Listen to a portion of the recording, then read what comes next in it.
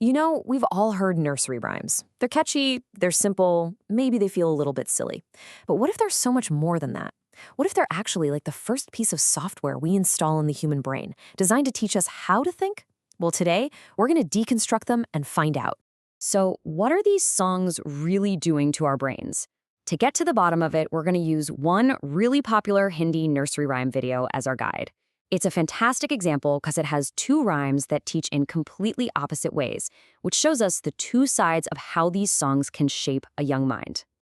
You see, nursery rhymes are way more than just fun little tunes. They're pretty much our first lessons in everything. They embed the rhythm of language, the structure of stories, and even the basic rules of logic into our heads before we can even read a single word. So let's see how that actually works. The video we're looking at kicks off with a perfect example of this. The song is called Ek Mota Hathi, which means one fat elephant. Now, on the surface, yeah, it's just a cute song about elephants. But if you look a little closer, you'll see it's actually a masterclass in how to build a logical story from the ground up. Okay, let's dive right into this first rhyme.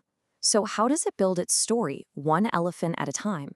Well, it uses this really clever, repetitive structure that's basically like a workout for a child's memory and their developing sense of logic. The logic of this song is just so simple and elegant. It starts with one elephant who gets stuck. So what does he do? He calls a friend. Now there are two of them, and guess what? They face a new problem. This pattern just keeps going, adding one more elephant and one new obstacle in every single verse. It's like this chain reaction that brilliantly teaches counting and cause and effect. You know, this kind of story actually has a name. It's a cumulative tale. You've probably heard one before, like The House That Jack Built. It's an incredibly powerful memory tool because each new part builds right on top of the last one. For a young brain that's just figuring out how stories even work, that repetition is like a set of training wheels for understanding narrative. So where does this whole chain of problems lead? It leads to this: all five elephants totally trapped in a monkey's net. But then there's a great little twist. The very monkey who trapped them decides to set them free, and they all just start dancing together. The problem that got bigger with each new elephant was finally solved by the group working together. It's a pretty neat lesson in collaboration, right?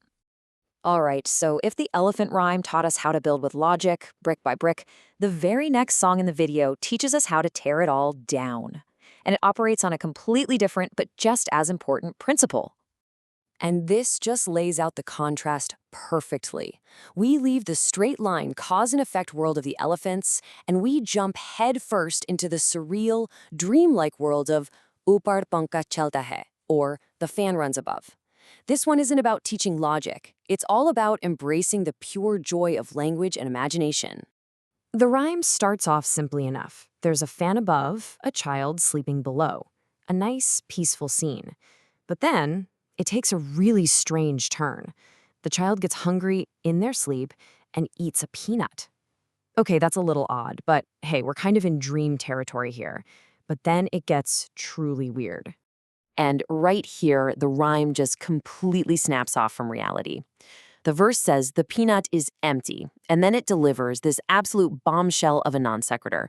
I am not your maternal uncle. There is zero logical connection there, and that is the entire point. It's pure, hilarious nonsense. And this surreal journey just keeps on going. The non-uncle goes to a city, brings back a parrot, and the parrot sings. The story makes absolutely no logical sense, but you know what? It sounds fantastic. And that's the lesson here. This nonsense actually frees a child's mind from the strict rules of reality. It teaches them to play with the sounds of language and opens the door to pure creativity. What's really interesting is that our source video itself kind of points to the future. Right after the songs, it shows us the next evolutionary step in this journey, moving these lessons from a passive screen directly into a child's hands. Think about it. This whole journey started with oral traditions, right? Rhymes passed down for generations. Then came mass media, like the YouTube video we're looking at. And now, just like the ad at the end of the video shows, we've arrived at interactive media, learning apps like Apples and Bananas. And this is a huge shift. The app being advertised isn't for just listening, it's for doing. The ad mentions puzzles, games, and learning specific skills like English and math. The goal isn't just to soak up a story anymore. It's all about active, hands-on learning. So, After looking at the logical elephants, the nonsensical fan, and the interactive app, what's the big takeaway from all of this? What is the real purpose behind all this playful learning?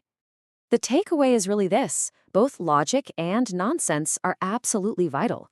They're two sides of the same developmental coin.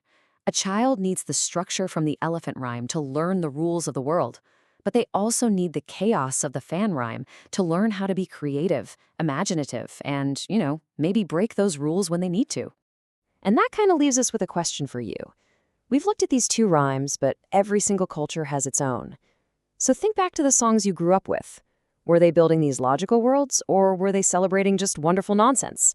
And what hidden lessons about how to think were they teaching you all along?